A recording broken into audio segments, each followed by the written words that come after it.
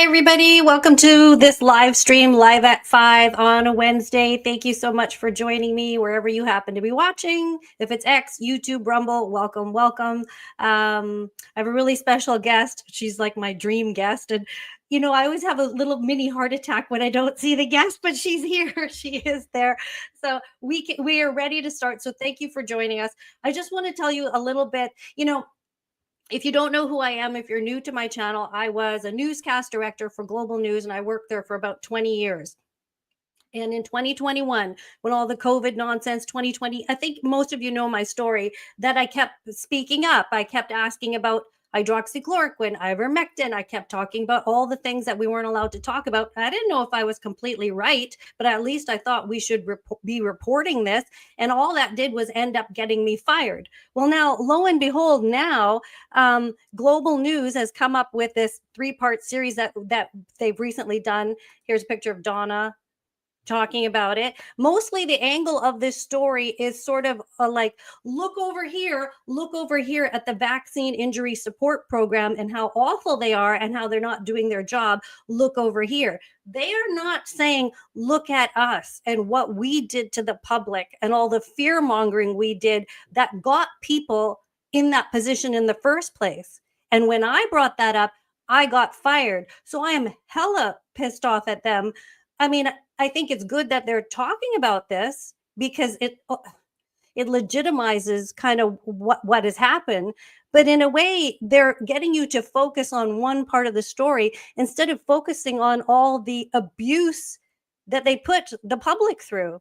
So my guest today, oh man, I'm so happy to be talking to her. She is a former pharmaceutical research and development executive. She has a long history and a long career in working with big, pharmaceutical corporations. So there's a lot of information she can tell us about clinical trials and vaccines and what have you. And she also knows a lot about the legal stuff because she's been working with, I believe, a paralegal named Catherine Watt, who has a Substack called Bailiwick News, and they have worked together. And there's the legal aspect she can also tell us about, like DOD, HHS, what is a countermeasure. I mean, she has a lot of information that she can tell us. She's standing by. But before we get to her, I want to play, in case you don't know her, you should look her up, but I want to play you this little clip of Sasha from American Thought Leaders. Here's a little bit. What we found is the whole representation of what is happening is a lie. The US government is representing to the public that this is a health event, but in fact, this is a military operation. She emerged from retirement during the COVID pandemic to become a whistleblower after she observed the government and vaccine manufacturers veering away from established clinical research and public health protocols. The total volume of adverse events and deaths was higher than all the previous vaccine products combined. We have all kinds of levels of consumer protections that should be triggered with this picture long before this extent of injury has occurred, yet none of them were triggered. The government was able to commandeer pharmaceutical companies to produce these non-compliant injectable products and distribute them. That's the last part of what that clip says. So joining me now, if I could bring her in right now, is the fabulous Sasha Latypova. Welcome to my broadcast. Hi, Anita. How are you? Oh, I'm pretty good. How are you? Good. Okay, good. It's an absolute pleasure for me to talk to you because you've actually been my dream guest since I've seen you. And I didn't know how to get a hold of you. I'm like, how can I find this lady? And it was Wayne Peters that connected us. He does a lot of work on X and through his own website. And I believe he's interviewed you too. So, okay, Sasha. So because I'm going to do part of this on YouTube, you know how it is on YouTube.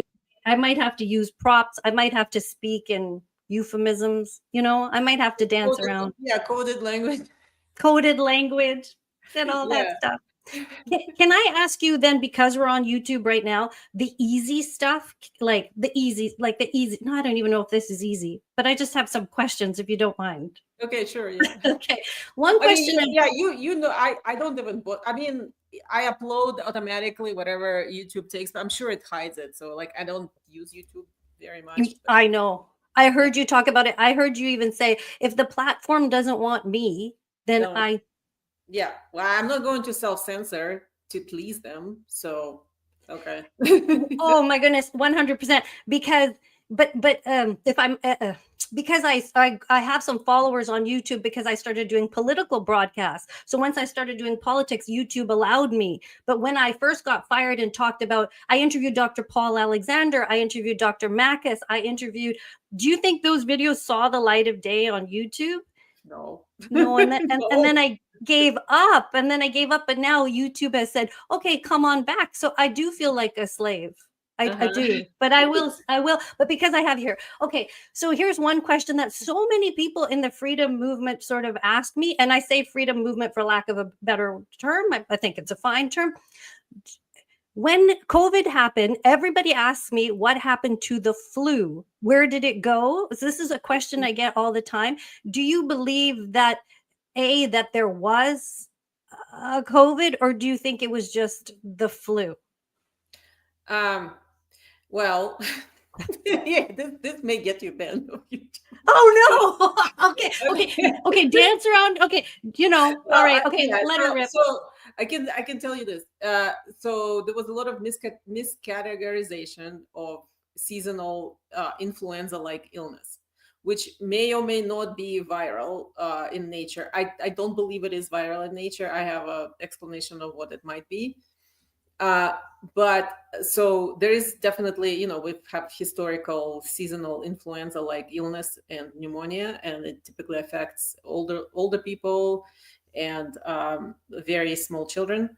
And that completely disappeared during COVID because all of it was mischaracterized and characterized as COVID because hospitals and whoever was, the healthcare system was heavily financially incentivized to call everything COVID.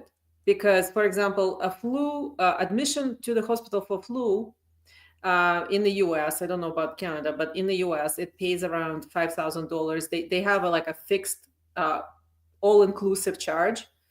And yeah, so a hospital if they put a diagnosis of flu and they admit somebody, they get $5,000 to do whatever and to treat that person from the insurance, from Medicare, Medicaid, and private insurance as well. But most of it is because elderly, it's Medicare. And but for COVID, it was something like 40,000. Oh. So what do you think the hospital is going to call it? Oh, do you mean 40,000 per patient? No. Yes. Well, just to start. Oh. We're talking just to start. Okay. If that patient successfully put on ventilator, that's another $40,000. If remdesivir is used, all of the hospital bill gets 20% bonus, including personal bonuses to all the nurses and doctors. So and once the person gets on the ventilator, they typically die. It's a murder protocol. And and then you also get additional money if on the death certificate you say the cause of death is COVID. Regardless of it, right? So what do you think happened if you incentivize so heavily? Of course, everything. So each COVID death was something like 100,000 in payments to the hospital as opposed to $5,000 for flu. And you treat them and you release them. In this case, is you kidnap them, you call them COVID, you put them in a special ward, you isolate them, you dehydrate them, you starve them, you neglect them, you give them sedatives. Eventually, and you give them remdesivir to shut down the kidneys, the lungs started filling with fluid, you put them on ventilator, you finish them off, and all of that bill gets 20%, everybody gets 20% bonus. Of taxpayer money. Of course. Yeah, I have heard this in Canada, but I didn't know the numbers, and I knew they were doing this. Everything you just described, the ventilator, the remdesivir, the separate wings, we did in Canada too. And because I became a whistleblower, a lot of people run up to me when I'm going to the grocery store and stuff like that. And a nurse ran up to me and she's like, Anita, we would swab people who came in with gunshot wounds, and then they're COVID positive. And on the news, when I was doing the news, we had the ticker, the body count, the COVID count, the what have you. We would take those numbers, even if you died from a gunshot wound, and put them on put them. Sorry, it's not even funny. Put them as COVID, as a COVID death. Yeah. I'm going to play one more clip of you. So this is about a minute long, and then I have way more questions. Okay, we'll be right back. And if you need to make any adjustments or get do it, do Yeah, it it's if you just want. I normally don't sit here in the afternoon and the sun is like It's right hot as heck. Yeah, right yeah. into the window. Yeah. Okay, I want to play. No, actually, so that's what happened to the flu. That's your thing about the flu. Yeah. Okay, I'm gonna. I don't. Okay, then I'll save this clip because then I have another question. Okay, all the things I'm so gonna get banned, but all the things of the here's my prop for right. Okay, all I have talked to dozens of people personally, hundreds of people online. They all have so many things: myocarditis, pericarditis, Bell's palsy, Guillain-Barré syndrome. My own cousin got Guillain-Barré syndrome at 24, couldn't walk for 6 months, my beautiful little cousin. But then he recovered. I told people at the news network, and nobody cared. Nobody cared. And now they're all out with their stupid series or whatever. One thing I don't understand about the thing, how did it create all the same symptoms in so many people? How did so many people get myocarditis? And I talked to many people with turbo C. How do you think it did that in so many people, whatever they put in this thing? Yeah, so let me talk about cardiovascular first, because actually this is something I'm currently researching and going to write about. I'm drafting an article about this. So the cardiovascular system is it's based on the blood flow. So it's the organs that process the blood flow. In the human body, everything is completely integrated. There is no like separate systems. Everything is related to everything else. And it's very unique. It's individual. So you can't we're not interchangeable. Our parts are not interchangeable. So there's like all kinds of nonsense in medicine and science today. And I debunk it on my publication. But with respect to the cardiovascular system, we're relying on blood flow. Blood flow is it's like traffic flow, essentially. So if you think about a major highway going through a major city, you have like 6 lanes, like in LA, right? You have 6 lanes highway going through the city, and you have traffic on it. If there is enough distance between the cars, the traffic will be flowing perfectly. There will be no like jams or anything. So the traffic will be flowing. It will be perfect if we have enough separation between the cars. When there is not enough separation between the cars, there are too many cars and the highway is not large enough anymore. Now you have traffic jams, you have stop and go traffic, and you might even have pileups. You might have somebody slams on the brakes and like 3 cars slam into them. This is what happens when these things get injected into the bloodstream, because in those things, they formulated them with what's called cationic lipids. Cationic means it has positive charge, positive electric charge on the surface. So in the blood flow, all the blood components, all the cars in the traffic are separated from each other by negative charge. They all have negative charge, negative ions on the surface.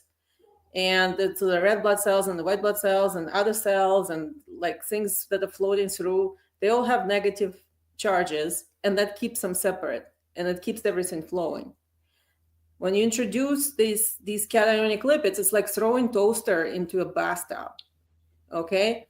It strips that charge, because now you have massive positive charge coming in with these particles, and they strip the negative charge from the normal particles that are there, like red blood cells and other cells.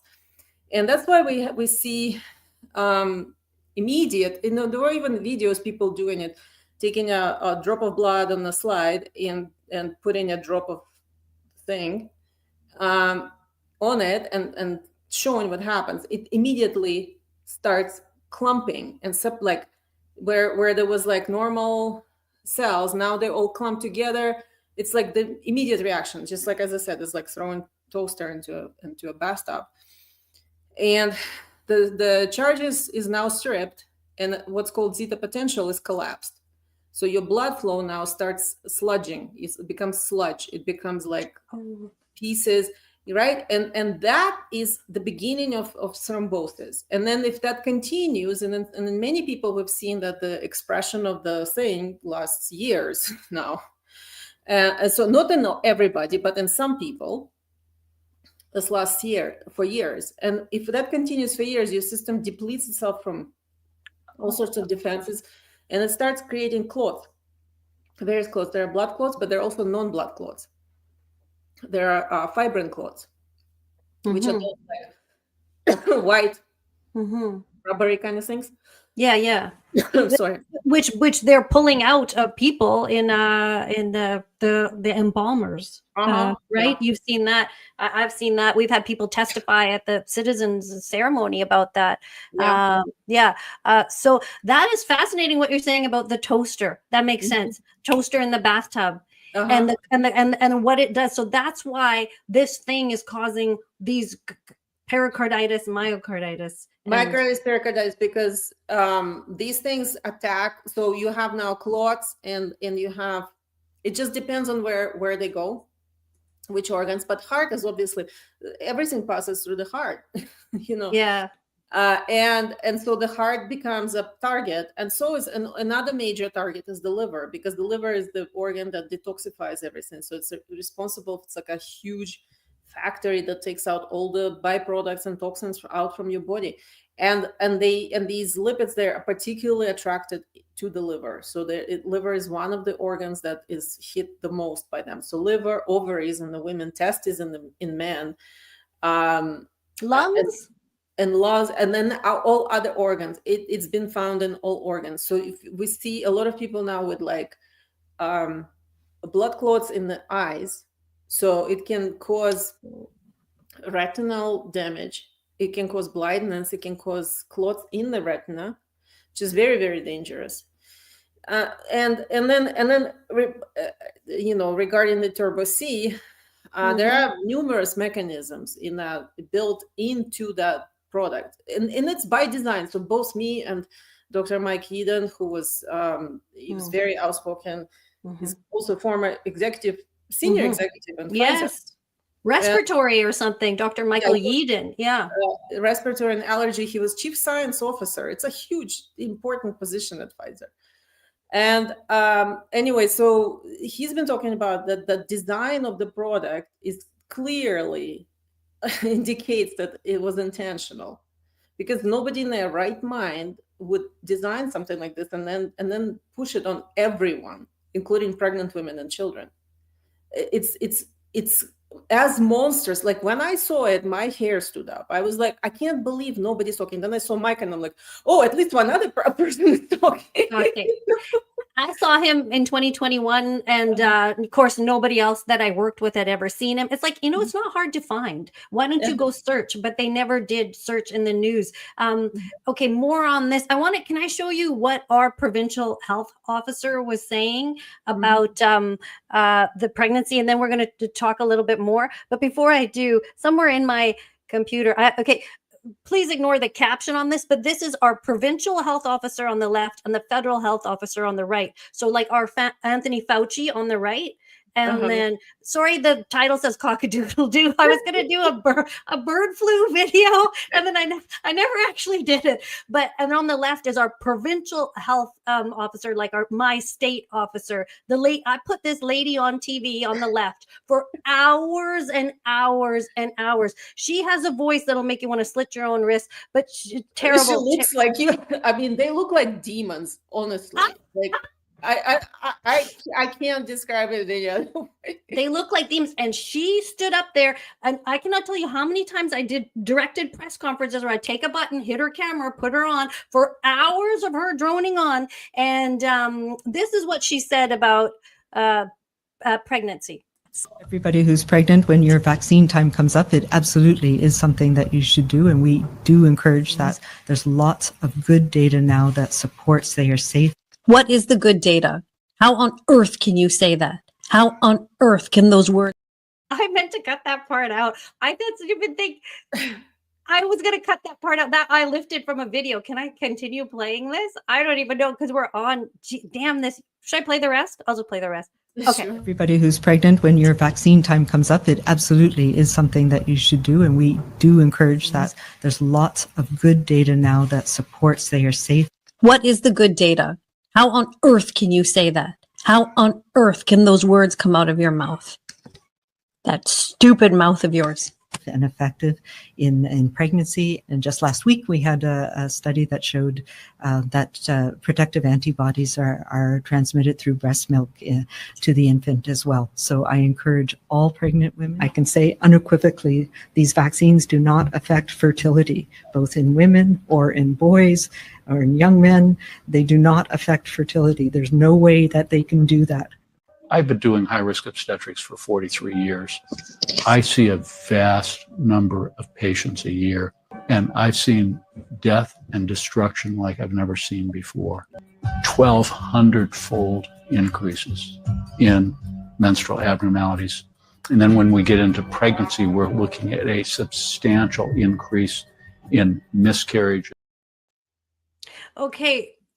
Yeah, so I played that clip. So she said there's no way they can do that. There's no way they can do that. How would she know that? Can you tell me? She didn't. She was lying. She was telling the propaganda. There was never any. So I actually, to my knowledge, I'm the only person in the world who has fully reviewed the toxicology data for both Moderna and Pfizer. And this was produced by FOIA lawsuit by a judicial watch. Yeah, so they wouldn't release it. You have to FOIA it. You had to FOIA, and then you had to sue because they didn't. So it took many months to get that data. They got the data. They gave it to me to get my opinion. The Pfizer, they released I wrote about it. Pfizer, they released pretty quickly. Moderna, for some reason, they sat on and sat on and sat on. And eventually, I just went ahead and published on it. Because I never signed any confidentiality or anything with them. And then, the journalist who gave it to me got in trouble, although they didn't fire him. So he still kept his job. And he personally said, I'm glad you did that because I couldn't get them to do anything. Anyway, but in both cases, there was in the preclinical data where the toxicology, what's so-called reproductive toxicology studies are done in rats typically. The data was horrible. It was bad. It was clearly a safety signal, and it was clearly showing that it's impairing fertility. It was causing about pre-implantation embryo loss of like 300% increase, and the rats were sick, the pregnant rats were sick and losing hair, not eating. If a rat is not eating, it's nearly dying.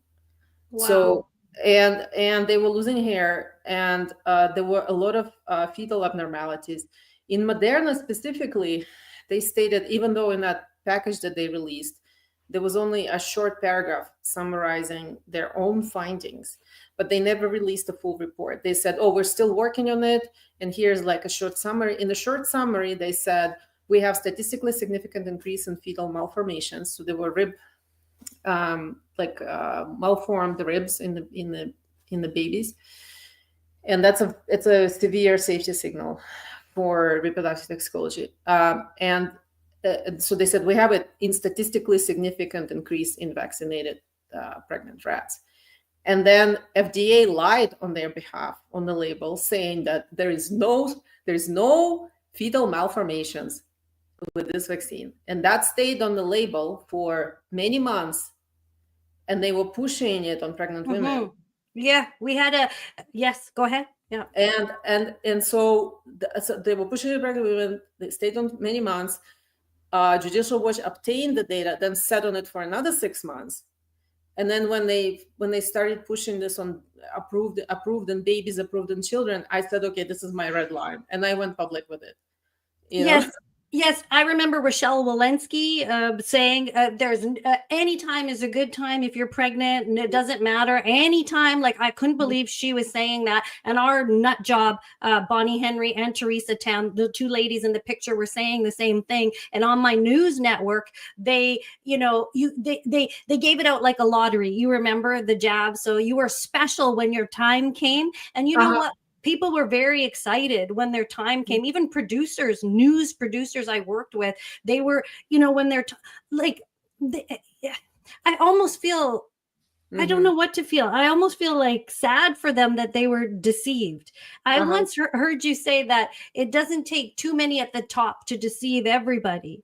And I feel that is what happened. One other thing about these two ladies, they are now receiving the Order of Canada. So they're receiving very special recognition in this country for what? Ruining the economy, jeopardizing so many people's health. And I was talking to my friend who was a cameraman with the CBC network, not anymore, but he says he quit a long time ago.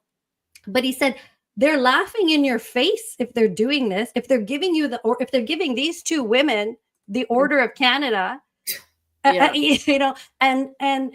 that means it's a joke. They're trying to do this with impunity. Like, how bad does it have to be? The children have lost their lives based on what they've said. The media is not telling you that clearly, and they get the Order of Canada. Only in a satanic world would that happen. It's part of the humiliation ritual, right? So they need to also like spit in victims' faces, and that's what they're doing, and they're doing it everywhere. Like in the U.S., what the HHS is doing. Oh, by the way, I did have the first time I went on RFK Jr.'s podcast was discussing this Moderna, specifically Moderna reproductive toxicology study, and other toxicology that they did was total fraud.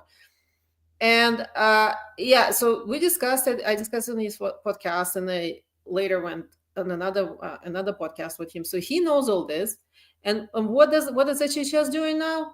Oh no, nothing about this. They are now saying, well, we don't recommend it for healthy children, but we recommend it for unhealthy ones. So the myocarditis cause, and they, by the way, like FDA insisted on Pfizer putting myocarditis warning on their label, which they, at least there's that. Yeah, there is that now. So like there is official label saying this thing causes myocarditis in younger people. And what do? They recommend it to people with cardiovascular disease. So you tell me, is this intentional? By the way, I posted that question. FDA also once goes on X and FDA account and says, oh, we're fielding questions. So I posted a question. I'm like, are you intentionally giving harmful recommendations? Like, what is this? How are we supposed to interpret this? Well, why is he not wiping it off the market? What is holding RFK back? I'm loath to like criticize him because he's done so much as an environmental lawyer. He's put his neck on the line. Like, he's been so criticized in the past. I think he wants to do good work. What is hamstringing him from going, writing a letter or something, going, okay, done. We're done now. We don't need any more. The law gives him unilateral authority to pull these shots. They're only on the market based on his personal opinion. That's how the law is written. Okay. It's his personal opinion. According to the US law, the PrEP Act, that we have a COVID emergency lasting until end of 2029, and B, these shots are safe and effective. What COVID emergency till 2029? We have COVID emergency. Don't you know this? I think I've heard you say anything could be an emergency. A meteorite coming, a tree falling. Yeah, but COVID emergency is now lasting until end of 2029, according to the previous HHS secretary who extended it in December. And RFK Jr. has power to terminate it. What's holding him back? That's a good question. I asked him. I wrote him one letter. Then I wrote a letter jointly with three great ladies: Naomi Wolf, Dr. Mary Talley Bowden, and Shannon Joy.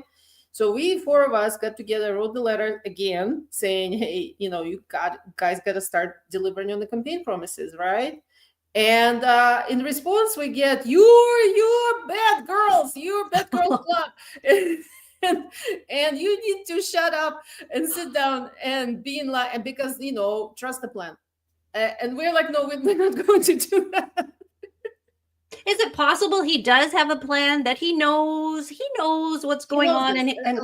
I assure you, he knows what I just said, because we had a phone conversation. I had a phone conversation with him a couple of weeks ago after we published this letter. So he knows what I just said. He knows that the law gives him this unilateral authority. He knew it before. We discussed it 2 years ago. That's good. Yeah. So he knows all this. I can't discuss what we talked about it. But I can assure you he's fully aware. Now the conversation, I like him. I want to believe him.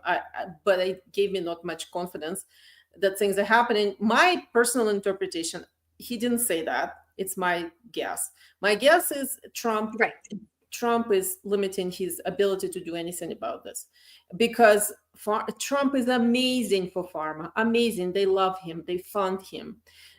He's pharma guy. I recently published an article showing the pharmacy. You can go on any investor, I went on investment.com or something site and chart pharmaceutical index. And you will see very clearly Operation Warp Speed was the best thing that ever happened to them. It was magnificent as far as stock performance. Under Biden, it went down. Biden wasn't good for them. Under Trump 2.0, it shot up. It's at the same level now as it was at Operation Warp Speed. I find that. Yeah. Yeah. That's puzzling. Trump is their daddy. He's their sugar daddy. Is it because he started Warp Speed? Yes. And then he's like, Warp Speed is the best thing ever. No one's ever done this so fast. And so you can't have a failure? Yes, and they're going to do it again. And that's why the stock index is right where it was during Operation Warp Speed. What are they going to do again? Another one of these things? Pandemic? Many other things. So they're rolling out a very plush red carpet for them. They're continuing these mRNA shots. The new FDA policy on mRNA and COVID vaccines is still don't require any placebo-controlled studies. We don't require any follow-up studies. We're just going to push it under pretense of protecting the vulnerable. We're going to push it on all chronically ill people in the United States, of which it's about 75% of the population today. And even in the height of the Warp Speed and propaganda and stuff, they only got about that much uptake. Did you just say 75% of the population is chronically ill in some way, right? It's all because of all, and it's all because of the thing, right? Not these things, all the other things too. So all of them, the past ones, the traditional ones, and these ones are all responsible for the chronic illness. They are the number one cause of all chronic illness. Nothing else compares. Nothing else comes even close. I 100% believe you. I really do. Because 20 years ago, I had my doubts. I have a 19-year-old son and a 15-year-old son. And I remember seeing Jenny McCarthy. And I just thought, her story, she came out. I think her child had the DPT one and then became autistic after. I just thought there's no reason for her to lie about this. So why would she be lying? She was a Playboy and bunny. Jeopardizing her career, right? So, right? Totally. For a person in the arts and video, in the movies and stuff like that, it's very difficult because your life will be hell. You're not going to be hired anywhere. That's right. And her whole shtick was being the sexy pretty girl, right? And and then to do this serious thing was it totally jeopardized her career. So I thought she had no reason to lie. And that's what made me I never was a big fan of these things anyway. I just never was. But I don't want to forget to ask you this one question though. How do you take DNA and make it mRNA? And mRNA, I think I even heard you say, was so toxic. It was something you couldn't test on a healthy man or a menopausal female. Those are two people that can do clinical trials, because a healthy man and a menopausal female, there's no risk, right? So mRNA, what do you know about it from the past, from those years? Yeah, well, so what I knew before 2020 is it was a dangerous class of drug, the gene therapy, because It was in development for a long time for very severe conditions like terminal illness, cancer, Huntington's disease, some other very, severe neurodegenerative diseases. And usually in those types of situations, like, some terminal illness and there's no particular good treatment, we're like, well, okay, maybe this is very out there technology, but the people should have the right to try. Okay. So I was like, okay, I didn't think much of it, but I looked at the data and I was like, well, it's very unlikely that it's going to get anywhere because of all these issues that were listed. And the regulatory guidance was also very severe. And it was saying, you need to test all these risks. And I'm like, nobody's going to get through this. It's never going to go anywhere. And I kind of put it out of mind. Then in around 2006, I forget exact year, but around that time, there was a big scandal in the UK. One of the clinical research organizations was running what's called phase 1 study. Phase 1, it's when they tested first time in humans, and it's usually most of the time it's healthy men only, and it's only like very few, like maybe 8, and I think they had something like 8 healthy men in that trial, and they dosed them all at the same time, which is it's a risk. A violation of risk protocol. You're not supposed to dose them all at the same time. You're supposed to one at a time. Should anything happen, you can stop the study, right? Ooh. And they dosed them all at the same time. 2 people died right away. Ooh. And the others were severely injured. I don't know what happened to them.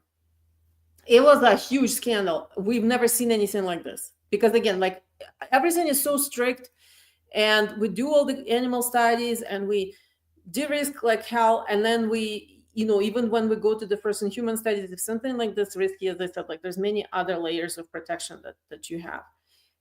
And we've never had any deaths in first in human studies. I've been working in this field for a long time. I've never heard of it. So, and nobody heard of it. And then when that happened, it was like the whole industry was blowing up. So after that, I was like, wow, this stuff is really bad. And then, the 2020 comes around and they're telling us, oh, now it's a vaccine for everyone. And I was like, no, you're kidding me. Right? You're kidding me. And I was like, this is nonsense. And I was just shocked that like nobody else was talking about it. And I was like, why am I the only person who has this thought? And then I saw Mike and I'm like, okay, why are there only 2 of us that have this thought? And finally, Robert Malone did say something like, let's start about Malone. But I did hear him say this is not ready for prime time. Not ready for prime time. And then he goes, asks Peter Marks, of all people, is it ready for prime time? And Peter Marks says, yeah, it's safe. And then he goes and jabs himself. Big expert. I know. Right? That really tripped a lot of us out. Like, what are you doing? We don't understand. What are we supposed to make of that? There are two options. He's not an expert. He's just connected guy. He knows Peter Marks, and or he's lying. So there's 2 alternatives. Do you think he's lying? That about what part though? Like I don't want to, but I think he's actually, he's lying about a lot of things. We caught him in a lot of lies. Okay. This one is, I'm like, if you tell me that you got jabbed, I believe you. On the other hand, he could be lying to just be, to as part of his story, to be in the freedom movement, to be credible, to be relatable for all the vaccine injured, and then also manage the narrative that to the fact that like, oh, we just didn't know. The experts couldn't tell. And I'm like, nonsense, bullshit. It was known, it was well documented. I am, essentially tangentially, just like I wasn't working in that area. I just read the industry news and I already knew how dangerous it was.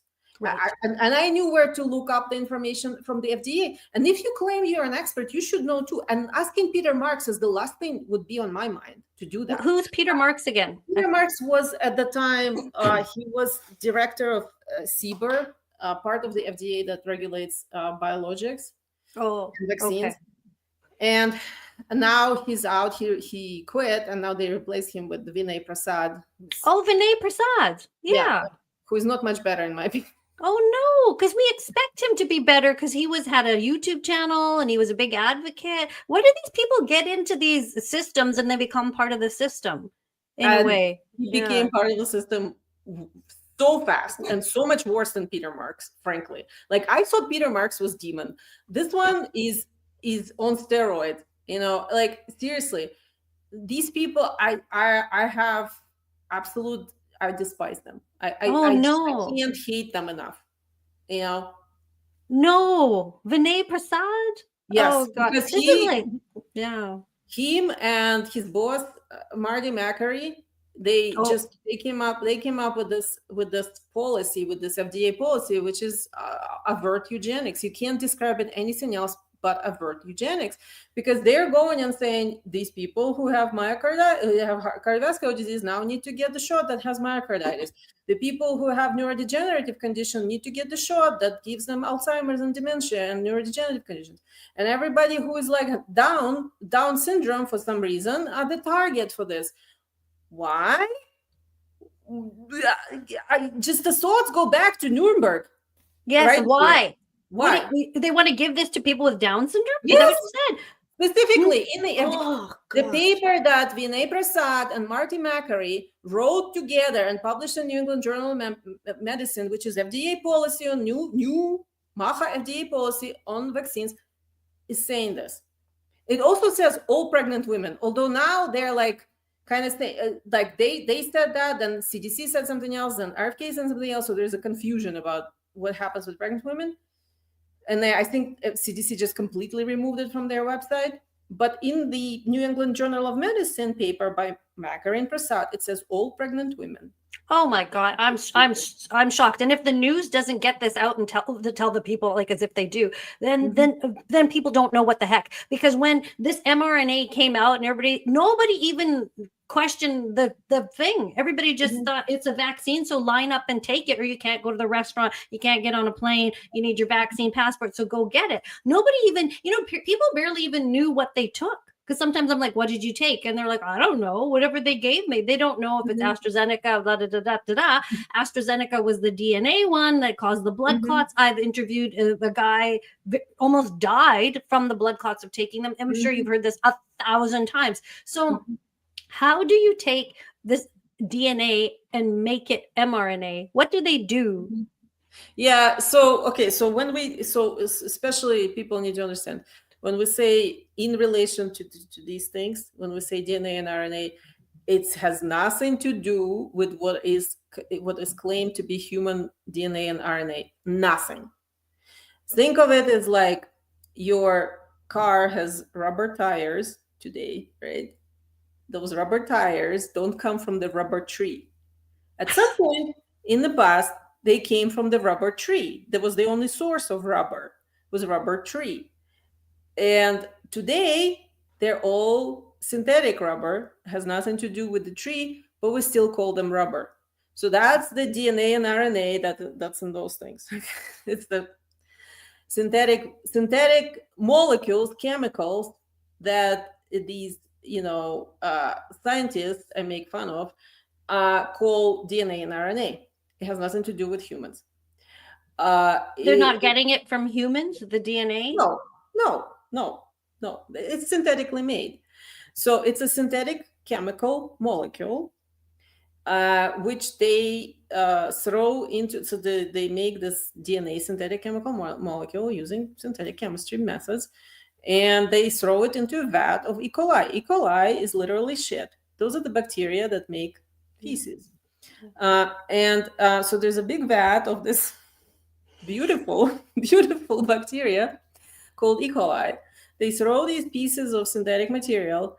Those creatures uptake it, they eat it, and then they replicate. They replicate very quickly. So in 24 hours, I think it doubles or something. Anyway, so they eat these pieces of chemicals. They replicate themselves rapidly, and that's how they grow DNA in the lab. Okay. And once they've grown enough of it, So the Once synthetic, they grow that. That's what gets distributed to the labs that make the vaccines. yeah, it's the first step. So the DNA, like the DNA molecule that they throw into E. coli vat, is kind of like a negative for the photo, from which then you make a print, which is the RNA, right? And so they grow the DNA volume in this E. coli vat. Then they throw up also in that DNA molecule that they design. The reason it's not human, because it has a whole bunch of features also. Well, it's made synthetically, but it also, in addition to pretending like it has something to do with humans, which it doesn't, they also input into that molecule what's called antibiotic resistant genes. So there's a sequence there that is designed to be resistant to antibiotics, particularly kanamycin and some other myosin, and neomycin and kanamycin. And then because once they've grown enough in E. coli, they need to kill the E. coli. And how do they kill E. coli? With antibiotics. So they throw a whole bunch of antibiotics into this vat to kill the E. coli. The process, not a single step of this manufacturing that I'm describing, is completely clean. So all the in-process materials and everything that was done in the previous steps always ends up in the next step, even though they're saying they're cleaning, they're removing, they're blah, blah, but it's never perfect, never complete. So we have now, going to the next step, we have some E. coli cells that haven't been killed. We have antibiotic-resistant genes. We have some antibiotic that's still left over. We have endotoxins, which is E. coli's own excrement, extremely toxic to humans. Wow. And we have all kinds of other ethanol and other in-process chemicals that were there. Then it goes to the next step. And the next step, they convert using different enzymes and other chemicals. They convert this DNA molecule into the RNA molecule. The RNA molecule also is not human. It's made synthetically, but also has features that are completely foreign to humans, such as substitution of uridine with pseudouridine, for which Carrico and Weizmann got Nobel Prize. And Robert Malone was very upset because he didn't get the Nobel Prize. He wrote a whole long whining stack about it. That's funny. Yeah. Anyway. Anyway. My gosh. So then they make this RNA, then it immediately starts breaking. So because it's very fragile and it's a very large molecule. The large molecules are unstable. They always break apart. And this one starts breaking almost immediately. Then we have some larger pieces of RNA. Then we have some smaller pieces of RNA. God knows what they do. And then that's called active ingredient, your RNA. And then they throw it into the cationic lipids and a whole bunch of other chemicals to create the lipid nanoparticle that's supposed to contain all this. Now, again, the lipid nanoparticle is not perfect. They break, there are pieces floating around, they agglomerate. So it's a total mess. It's a total mess, and it has nothing to do with humans again. Nothing to do with DNA, nothing to do with RNA or humankind. Even if it did, even some miraculous reason they've created something that's perfect copy of a human DNA or human RNA, well, guess what? You still can't have that in your body because it's not your DNA and it's not your RNA. It's foreign to you. And it's going to cause the same damage. But this one is now, we just have chemicals on top of chemicals on top of chemicals. And as I said, the lipids are cationic. And so they'll wreck your blood flow. Obviously. Oh, yeah. And do all these other things. Yeah. So that's how they, and that's why, and in the end, in addition to that, so all of this is kind of theoretical manufacturing process. It's at the time of the launch on the market, it was nowhere near done to any standard imaginable. So it was very iffy. It wasn't documented. It wasn't characterized. They had no validated methods of assessing each step, assessing quality. It was a huge mess. It still is a mess. Nobody knows how to. It is a mess, but clever in the fact that it can cause all these things, like what you were saying in the beginning about the toaster in the bathtub, how it just puts roadblocks up in your body. Yet we are constantly telling people, if you're immune compromised, get 10 of these. You know, if you're immune compromised, blah, blah, blah, doing all this. And you're just reminding me that you gave a talk in Europe about this. I'll just play this clip for you. It's a minute long. And I became very concerned and I started my own investigation because I recognized my own government was lying to me, and the health officials who I previously trusted and respected were telling outright lies. And so I wanted to find out for myself. They're claiming it's the same product. So we see Janssen, Moderna, and Pfizer. As you can see, there were lots that had almost no adverse events reported. And see, I'm again only looking at serious adverse events and deaths. There were almost no adverse events reported in some lots, and some lots had thousands, and they had hundreds of deaths. And so this is not good manufacturing practice compliant product at all, not even close. Here we have an implemented model of fascism. This is how it's done. This is actually terrifying, you know, because they got everybody to believe this stuff. Nobody questioned anything. Do you think anybody that took this is going to be, I don't know, how can you say, how do we know if you'll be okay? You know, everybody you love took it, right? Yeah, I don't know. Who knows? Who knows? Yeah. So some people are probably going to be fine. I hope most people are going to be fine if they took 1 or 2 shots and today they're okay. They don't have any issues with health. I think they'll be fine. I think they just got lucky and they got, you know, as I said, there was a lot of variability, and that was, to me, that was the first signal that this wasn't compliant with pharmaceutical law. Like you showed in that shot. I've heard you talk about batches. You buy Advil in one supermarket, you go to the next one, it's going to be the same. Not going to be all like up and down variability. Right, exactly. So that's why I was like, sorry. Yeah, so I knew it wasn't good manufacturing practice compliant, and so for some people it's good news because they probably got blanks. You think so? That because the way it's made, the vials are filled in variable way. But also, remember the doses were manually prepared, which is another violation of good manufacturing practices. You're not supposed to do that. The unit as dispensed is supposed to be tested against the label to say, like, all of these ingredients are in unit as dispensed to the patient. Not like, but each vial was somewhere like 6 shots for Pfizer, and Moderna had larger ones, like 12 or 20 shots in one vial. And so that's supposed to be manually like diluted at the vaccination center and manual doses made, and God knows how that was like. So that's complete huge amount of variability introduced right there. So maybe something meaning that somebody poured stuff in vials, people got shot up with that.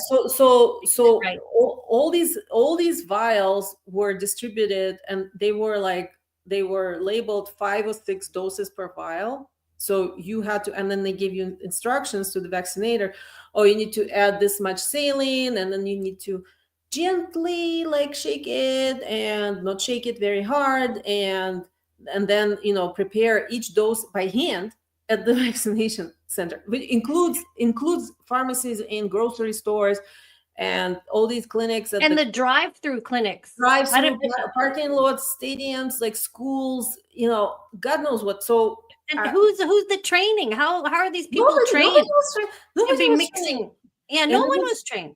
And it was hugely confusing too. They had a gazillion number of different labels, different volumes filled. So somebody had to go through, and each manufacturer had different things. So it was an enormous amount of confusion on purpose, I think. Yes, on purpose.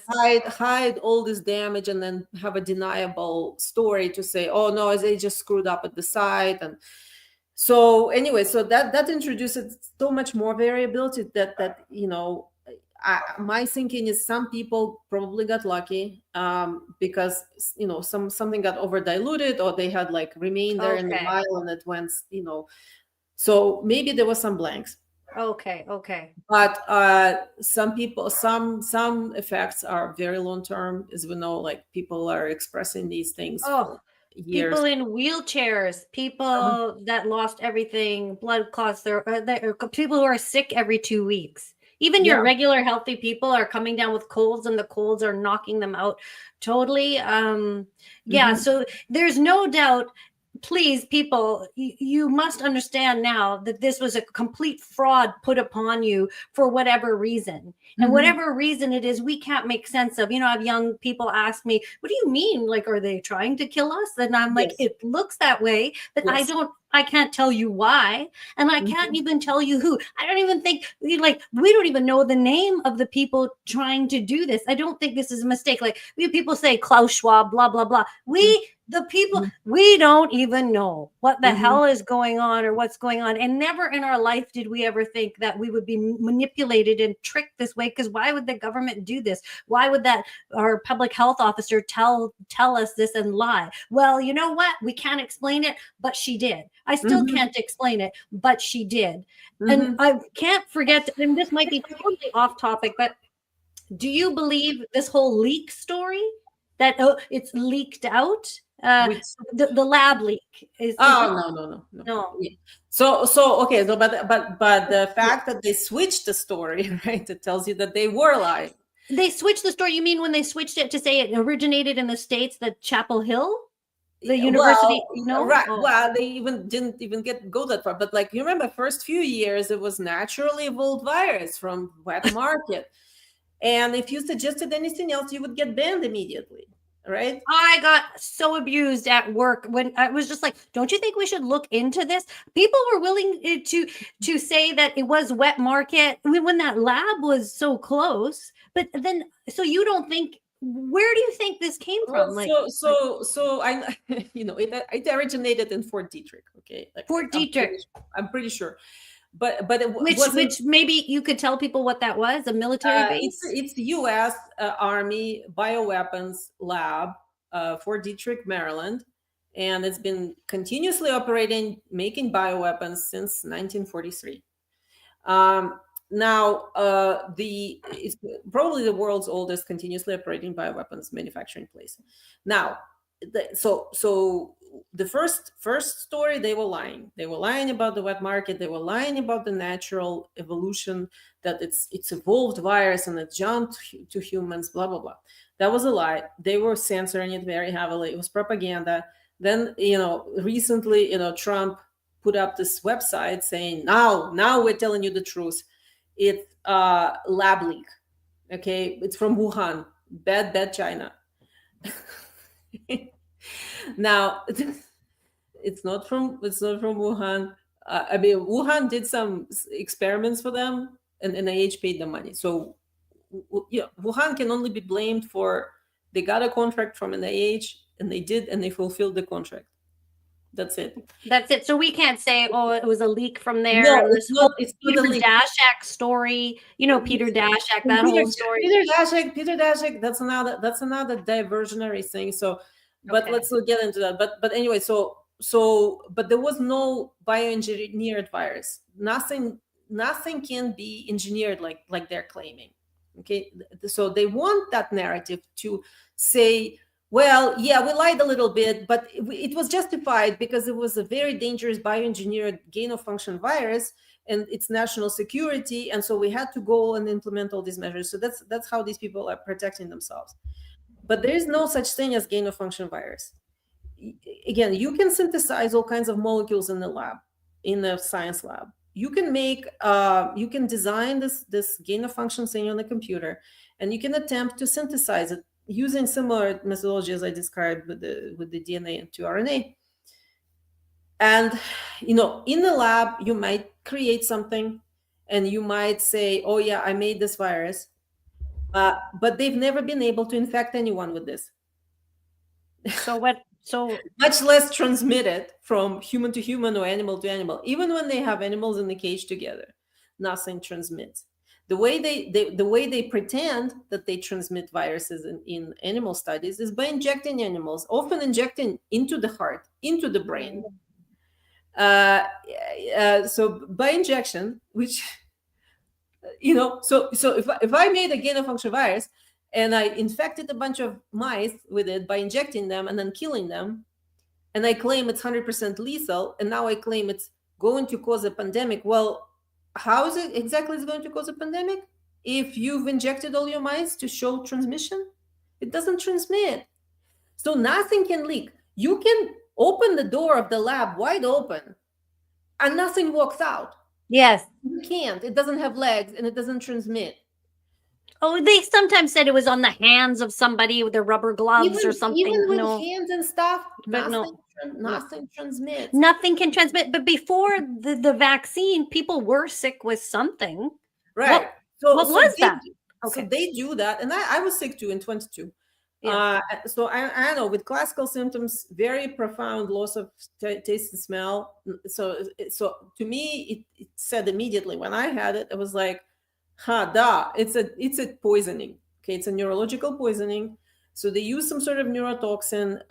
It could be one of my theories is it's some sort of a aerosolized set of metals. Because U.S. Army has been using zinc and cadmium sulfide in aerosols for years, for decades, since the 40s and 50s. You mean in a spray? In spraying, yes, spraying from different altitudes, from airplanes and from like local and like aerosol. And now they can do it with drones. There are many systems of how you can deploy spraying on subways, in office buildings. Do you think worldwide we got sprayed? Yes, but it was probably like not very much. So it's probably in like key locations. Because I never got sick. Yeah, Like it was to simulate flu-like illness and excessive rates of flu-like illness, and they probably added some compounds to create these weird symptoms like loss of taste and smell. So that people freak out, and you can say, "Oh, it's a new novel virus," and blah blah blah. But it's just use of different chemicals to simulate this. But the pilots spraying may or may not be in on it. They might not know what the hell they're doing. They don't know. Who knows? Like they get. Okay, yeah. Here's the material. Put it in. Press the button and go spray. Like they don't know. So yeah, and these spraying operations have run for years. There are congressional investigations. There are some congressional investigations of these metal particle spraying in 60s or 70s, and they found that when they spray over like a particular county during the flu season, they double the rates of pneumonia in that county. So it clearly works. Also, inhalation of metals will produce flu. There is a occupational hazard in welding. It's called welder's flu. So when they inhale the metals, they get the flu, but there's no virus. It's the inhalation of metals. My dad was a welder. And he smelled like metal a lot. He never really got sick because I don't know. But anyway, go on. Sorry. Yeah. So some people are more resistant to it than others. Yeah. And so anyway, but like that's an example of something. I'm not saying that this is exactly what they use. I don't know. Right. But this is an example of how it can be simulated, this type of event or some symptoms in people, and then using PCR, which is a hugely fraudulent technique. It's not a diagnostic test. It's never been diagnostic. It can't be diagnostic because it doesn't use any controls, any normal controls. It uses just made up fake controls, internal controls. So it's a fraudulent technique that they play with in the lab, which is fine. But then they apply it in medicine. In medicine, it's 100% fraud. So that's what they were using to then diagnose people with COVID who have some sort of, either they have normal flu or they have common cold or they've inhaled the whatever that was aerosolized, and then they get them positive on PCR because everybody's incentivized to find positive PCRs. Well, they were saying they ramped up the cycles of the PCR. They shoved it up your nose and it would test positive. And I always thought, if this is a respiratory virus, why are you putting something up your nose? Right, Like exactly. what is this? So they're just getting this, and I thought they took the DNA from the PCR and made the vaccine. I thought that maybe they did that, but you told the No. story about the other thing, and now you've sort of cleared up. For years I've been going around going, well, we will look at the lab. What about the lab? How did it leak? Could it be a leak? And I don't know what to believe. I kind of think because it's so random, it could be sprayed, so have no control. I didn't get sick, but my neighbor did. I didn't get sick, but my cousin did. So somehow maybe you got sick, and it wasn't the flu; it was No, it something wasn't. else. Yeah, it was like literally a poisoning. Actually, both my husband and I got sick simultaneously, which never happens with the if you believe in a viral flu. Yeah, you too probably went somewhere and Yeah, we went together to a shopping mall and we came back Oh. and we both sick with. So first of all, extremely rapid onset, like within hours, Oh. you completely almost incapacitated, and simultaneously two people. It's just like, okay, well, you clearly got exposed to something. Yeah. It's not. Yeah. Yeah. So here we are, and like I just remember working in the news and then seeing on the wire, vaccine approved for 5 to 11-year-olds. Pfizer approves vaccine, and I was like, no, this can't be right, and I couldn't explain why it wasn't, but no one would believe you. How would you ever not believe the news or the wires and things like that? But I think from listening to you, I know that they're absolved of any responsibility. Whatever formulations they're approving, they don't have to. They don't have to be compliant and all these things. I've just learned so much from you about this, and I've learned about the gut biome, how this thing is affecting so many things, and on it goes. What else did and about anaphylaxis? You've explained anaphylaxis. I mean, so I didn't get kicked off YouTube yet, but what are your thoughts and what advice do you have to give to people now? I don't even understand why they put aluminum and this and that and jab us up. If they really cared about us, they might put milk or soy or something and a little bit of a measles something to make you create an antibody. But I don't even believe any of that now. I don't believe anything. And also injecting milk or soy is part of the danger of all of them. So that's what drives anaphylaxis. So that's something that, again, that discovery by Charles Richet that I wrote about. Charles Richet received Nobel Prize for it in 1913. Yeah. And since then, for 100 years, they suppressed this information. But this is a Nobel Prize in science. Okay, they anybody in that field does not have an excuse of not knowing. So they've done it deliberately. They've deliberately harmed for 100 years after this discovery. They've deliberately harmed about 5 generations of people. Because what Charles Richet has shown is you cannot inject proteins directly into the bloodstream. No protein. No matter how safe you think. So like food, so but FDA claims it generally regarded safe, and you don't even have to declare it on the label. So that's outright science fraud that FDA is running and CDC is running, deliberately harming people. Because, so the injection of milk or soy or egg or peanut oil or walnut oil, shellfish, gelatin, yeast, all sorts of, wheat products, albumins, rice, corn. That's why we have all these allergies now. Do they use those in vaccines? They're all in vaccines. All of them are in vaccines. Each vaccine. Oh, in the older vaccines, they all have them. Oh, so that's why everybody's gluten intolerant, That's why lactose intolerant. Nobody can eat a peanut.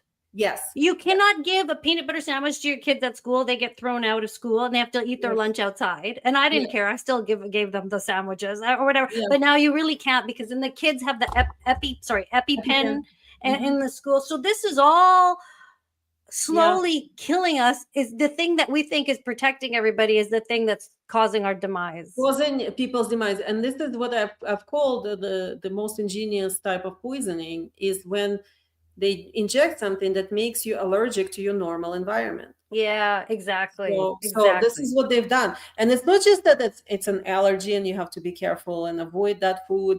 I know some people. I know one lady who is allergic to everything. She can literally eat maybe like 4 things. Oh God. Imagine living like this. No. And anyway, and so, and some of the allergies are, they may be like not so present, but they're just, but what it does, it actually destroys your gut biome over time. And gut biome is everything. It also produces neurotransmitters. So the ADHD, autism, Oh yeah.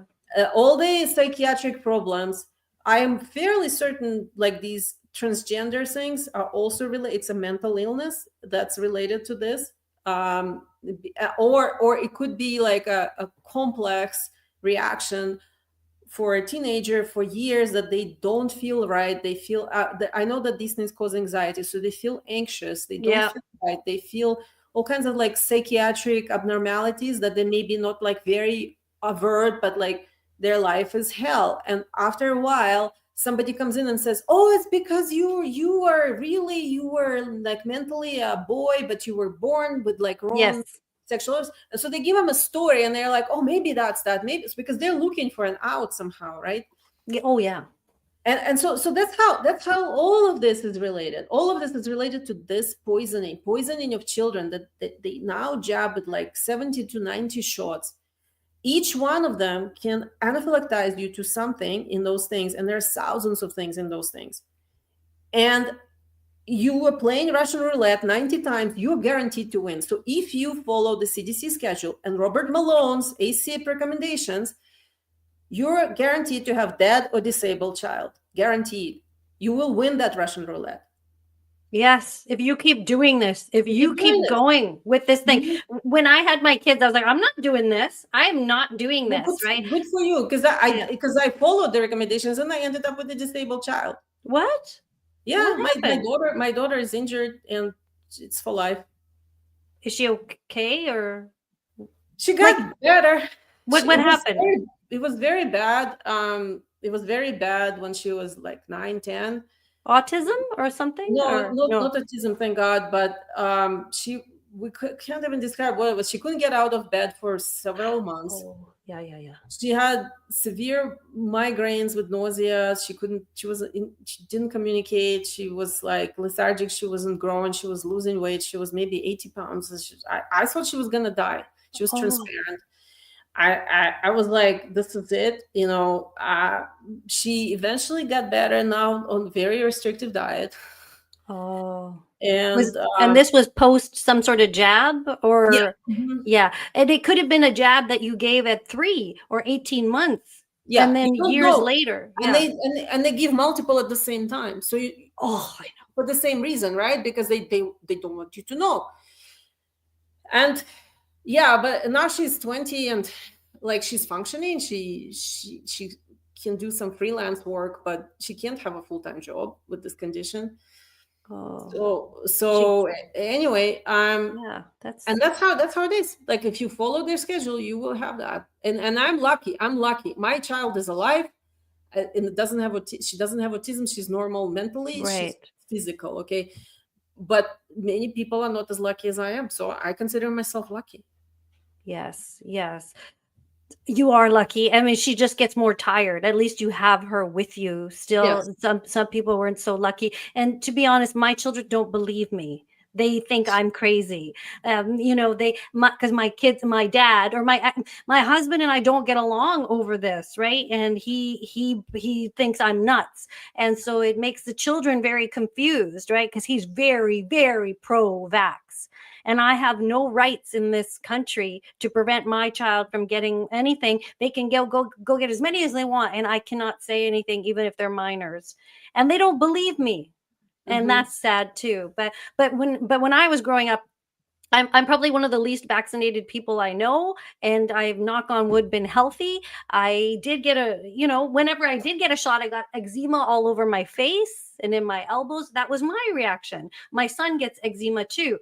At least there's just that. Like nobody's had anything else, but who knows? So that's the big message of today, that, these things that we think were helping us are not helping us. Oh, and then in school, they're giving so much HPV. I said that I would talk about that, the HPV, because all my friends did this, Is this an mRNA too, the HPV? It is, right? No, not yet, but they will Oh. they'll probably switch them all to mRNA. That's my prediction of what HHS is going to do. And that was a roadmap from all these Agenda 2030 people who were publishing in Nature and other places, saying that all these things will be converted to mRNA in the future. I think that's where they're going to go, because so right now they removed mercury from. So they're saying that they're removing. I don't think they did. Maybe. Oh, yeah, the thimerosal that they took that. Thimerosal, yeah. So they're saying that they're going to be removed. Now, U.S. law is written in such a way that all of these things don't have to comply with any law, so they can still have them in it, even though the HHS is saying that it's removed. But now, there is formaldehyde in it, and yeah. So correct. So removing one poison out of 1,000 leaves 999 there. Yeah. So. I know. I think that we. Oh, go ahead. Yeah. And the even bigger offensive metal is aluminum. It's even more offensive and that's also a hugely cationic agent. So what I was saying about cationic lipids, that toaster in the bathtub, that's what aluminum does. Okay. And always did. So that's what, and that's in almost every one of those things. And but I think what they're going to say in September, I think they're supposed to say what causes autism. Like we don't know. I think they're going to say, oh, it's aluminum. We found out it's aluminum. We're going to remove aluminum, but everything else. Oh, and because mRNAs don't have aluminum or mercury or claim to have no metals, but they claim to have no metals. Yeah. But 55 metals were found in those things, including radioactive materials, because they don't have to comply with pharmaceutical law. Yeah, they're going to say, oh, aluminum causes autism, but no, not to worry. We're going to take it out. But hey, we're going to keep all the other things in there, right? And here, go ahead. And if HHS, come on, RFK, we know you can do it. Like, come on. He's got to be the lead, take the leadership on this and take us down the path. We will go with him if he takes the right path. Like, stop, don't appease any lobby or anything like that. Come on. Come on, RFK. Get with it. But it's like I almost lost hope because of who he appointed to ACIP, the Vaccine Advisory Committee, which is Malone co-chairing. Oh, sorry. Okay. So I was like, oh, okay. At least you can laugh about it, right? But everybody's having a laugh, and the world is run by Satanists. This is what I've learned. I'm probably the same age as you. I've come to live this long. We're supposed to be chilling in our older age, right? I'm not supposed to be working like a dog. I work a full-time job. I got fired from my job as a newscast director. I podcast on the side because my heart is in it. And like you were retired. You're supposed to be skiing and skipping in the streets. I'm supposed to be skiing and doing art. And I very much would like to do that. But look at the service you're providing the world and all the information. You're helping us, even if these dum-dums don't want to listen. And there's a lot of dum-dums that don't want to listen. But I'm here to tell you from the news, people know now, the news are a bunch of liars. If they didn't, come on, they didn't care about you. Nobody cares about you. And half the people are still too dumb in the news to figure this out. So listen to me anyway, and listen to you. And where can people find you? It's Substack, Due Diligence and Art. Due Diligence and Art, on Substack, Sasha Latypova, you were my dream guest, and I thank you for spending so much time with me. And there's quite a few people watching, so I'm so happy. That all these people are watching. It says here 245, which is a lot for me because I kept getting thrown off YouTube. It was hard for me to build it back up, and I don't want it to kill my channel. like because Uh-huh. we all make a little bit of money off the channel, so it's nice. But yeah, so next time we could maybe do a show and ask for questions. Yeah, sure. Yeah, of course. Questions from the audience. Hey, everybody watching, if we do this again, let's write down your questions. And gosh, I wish I could take phone calls. I think there's a way you can do it, but that would be great. Oh, some guy just jumped on and we're ending. I'm sorry, but you can watch the replay. Oh, people are saying you're a brilliant woman with a gigantic soul. That's so wonderful. Thank you, Sasha, for making Thank this you. time Thank for you me, and very all much. the best. Okay, bye everyone. Thank you so much for watching. We'll catch you in the next one. Catch you next Wednesday. Okay, I'm Thank gonna play you. this. Thank you. Hey, if you enjoyed my content, like it, love it, subscribe, hit the bell, do what you gotta do, and pass it around.